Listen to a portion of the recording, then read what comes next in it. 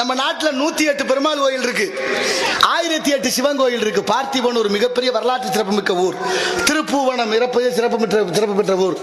வரலாற்று புராண காலங்களில் இதிகாசங்கள் அவ்வளவு பெரிய ஊர்கள், அத்தனையிலும் சிவன் கோயில்கள் இருக்கு. நான் என்ன கேட்கிறேன், 108 பெருமாள் கோயில், 1008 சிவன் கோயில். சற்று சிந்திச்சு பாருங்க. எல்லா கோயிலும் மன்னர்கள் காலத்தில் கல்லால தான் கட்டியிருக்காங்க. எல்லா கோயிலும் கல்லால தான் கட்டியிருக்கு. எல்லா கோயிலும் கல்லால கட்டியிருக்கு. பூமியில எந்த மலையும் உடைச்சதா தெரியல.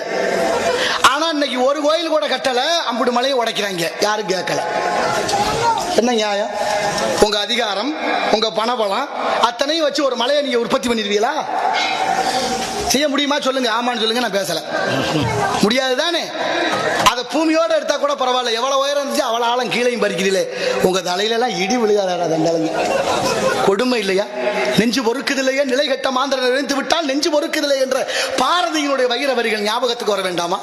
யாருமே அதை பத்தி பேசலையே. இயற்கையை அழிக்கிறது எவ்வளவு பெரிய பாவம் என்று யாரும் சிந்திக்கல. ஒரு மரத்தை வெட்டிட்டா கூட ஒரு 10 மரத்தை வச்சு உண்டாக்கிடலாமே, மழையை உற்பத்தி பண்ண முடியுமா? நினைச்சு பாருங்க, எவ்வளவு கொடுமை.